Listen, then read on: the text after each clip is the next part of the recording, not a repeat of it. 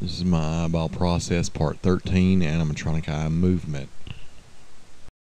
This is the animatronic eye, the single, with 3 servos and eyelid. I'm taking this apart to use the eye. For the other eye, I'm going to use a test eye. Now I know these eyes are different colors, but I'm just testing. I'm testing my movement. I can make the eyes later. I placed the yolk inside the eye and secured it with epoxy, just like in the other video. After connecting the U-joint to the yolk, now I tighten the Allen screws onto the bolt. These U-joints are from Traxxas, and they call them yolks. With a piece of angle aluminum stock, drill the holes and place the eyes. Now I'm tinkering and trying to show you different methods of doing this. Now there's other eye mechs out there, and better or more expensive or cheaper. I'm just trying to show you this way, maybe to help save people money. Now to show you my tinkering, I measure things out, I test, and the best way I found out to do this is just set things up and move it, connect this linkage to here and just test it. As far as supplies, the aluminum stock and the servo stuff could be bought at your local hardware store or an RC hobby shop. Later I'll remake the eyes, and it'll be kind of simple. Just pop them in place and they'll work with these mechanics. As far as tools, I use a cordless drill and my dental lathe. Now I don't have a bandsaw or a scroll saw, but that would be really helpful if you had that. As far as this being a dual eye control, there's going to be 2 servos, and then later I'll do the eyelids. But as far as the up, down, left, right, that's 2 servos, and then for the eyelids I will use 1 servo for each lid. So this eye mech will have a total of 4 servos.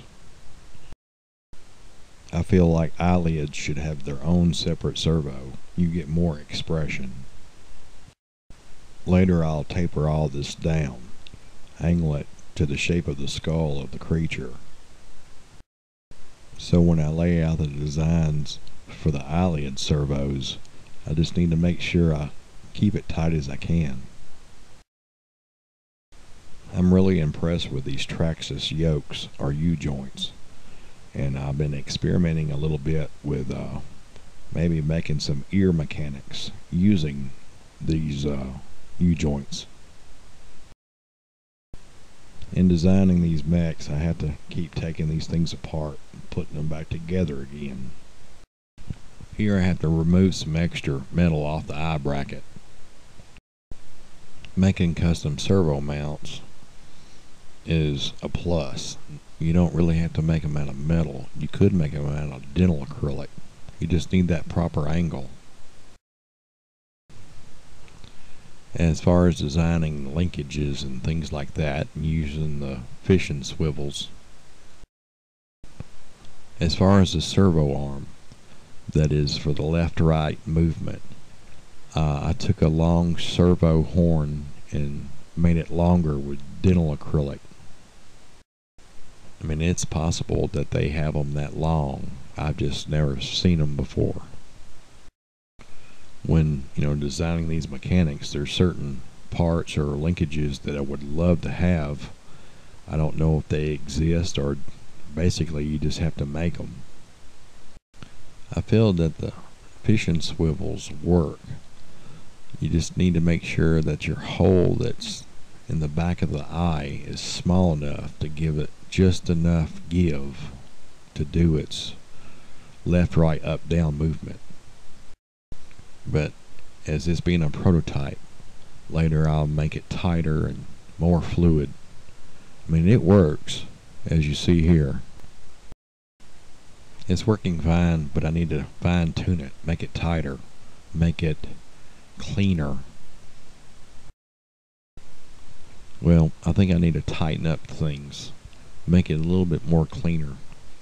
Now, as far as the up-down rod with the O-rings, I think it could be done with a threaded rod instead of a smooth one.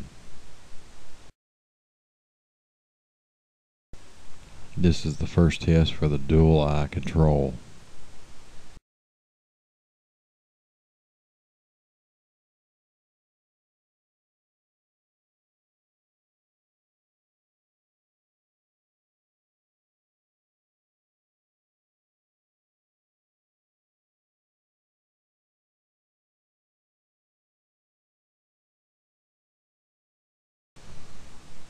As far as the first test, I'm happy with it. Now I got to make it better.